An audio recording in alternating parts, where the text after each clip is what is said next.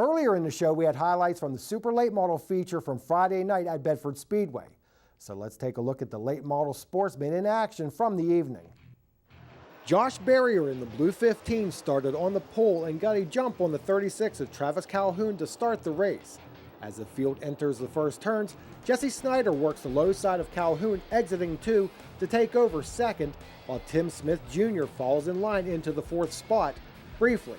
Going into turn 3, he makes his move and completes the pass, exiting 4. Robbie Black in the 0-1 had a good battle with Brian Leslie for position just outside of the top 5. The driver who appeared to have the strongest car was Mike Altobelli Jr. in the 79. Here he looks to overtake Smith for the 3rd position, while Snyder still runs in 2nd. Out front, Barrier had no pressure on him and ran smoothly lap after lap. On lap 9, the yellow flies. Altobelli has moved up to 3rd and quickly looks to the inside of Snyder on the restart.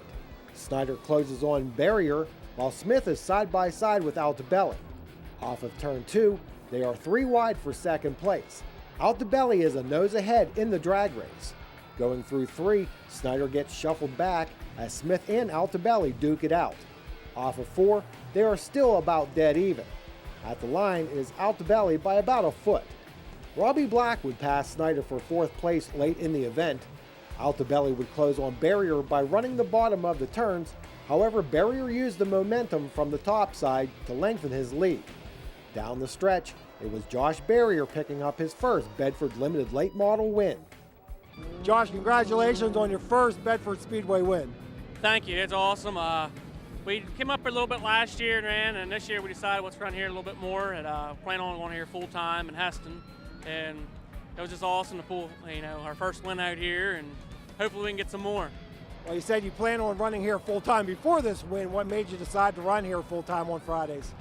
It's just nice on Friday nights to get away from. It's only about 45 minutes away from home. It's close, and so we plan on doing here and going to Heston. It's only a half hour from us there, and I like the track up here. It's nice. I like it slick, and this place stays slick, and the car works good when it's slick. So. Altobelli was coming up through the field and gaining on you, and then he had that caution that bunched everything. Did he worry you? Yeah, when he showed his nose down there, I was like, oh boy, because we got to go now. So I jumped back up at the slick and just stayed in it then. And I was trying to save my tires, being a little soft, and they worked awesome. So. Now, you said you stayed up high where it was a little bit slick. It seemed a little rough in the turn, especially 3 and 4. Did you get down there and notice that and purposely stay up? Yeah, that's what it was, a little rough down the bottom. If you stayed up in the slick, the track is pretty smooth. But I just wanted to try to keep that bottom way because I know Mike, he loves the bottom, so I knew he'd be coming there. So. Well, that's good momentum and a good way to start off a season. Yes, it is. That's what I hope we can get a couple more of these. Smith, Black, and Snyder round out the top 5 in the limited late models. In the semi-late feature, it's the number 1 of Cody Buterbaugh on the pole with Tim Wiles in the yellow number 10 to his outside. Wiles gets a good run up high through the turns to take the early lead, while the silver number 4 of Bob J falls into 3rd. On the next lap, the most recent winner, Chris Chamberlain in the red 31 machine, disposes of Darrell Whetstone in the 78 and sets his sights on Jay. The 4 car is Chamberlain's next victim, and it doesn't take long for him to move past Buterbaugh and into 2nd place going down the backstretch. With 5 to go in the 15-lap race, Chamberlain is able to move into the lead after slowly gaining on Wiles for a number of laps. Here he works the inside of Wiles going down the back chute. Bill Henney, who is always a strong runner in the class, got off to a slow start, but here is able to take 5th away from Whetstone, while Buterbaugh runs in the 4th position as they go through turns 3 and 4. Eventually, Henney would take over 4th. Chamberlain would hold off Wiles to become the first repeat winner in the division this season. Bob J finished 3rd, with Bill Henney 4th and Cody Buterbaugh 5th.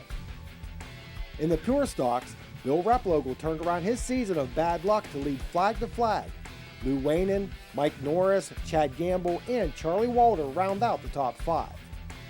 Dan Jackson took over the lead with 2 to go in the 4-cylinder feature. Following him across the line were Dave Lambert, Steve Frederick, Cindy Rhodes, and Tyler Beckett. Want more highlights? That's what we have in this week's show. We've already shown the late model sportsman and cadet series races from Heston Speedway. Well, we're not done yet. Up next is a look at the remainder of Saturday night's feature action, as well as a look ahead to some events to consider for this coming weekend. Keep it here.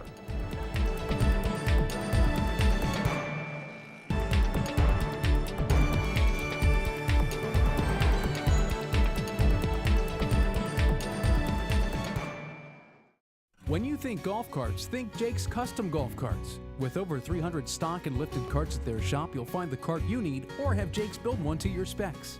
Custom airbrushing, lift kits, sport shifters, rear seats. You name it, with the expertise and craftsmanship people have come to expect from Jake's. Come see for yourself why Jake's is the nation's premier golf cart provider. Jake's Golf Carts, Route 522 McVeigh Town. Online at jakesgolfcarts.com.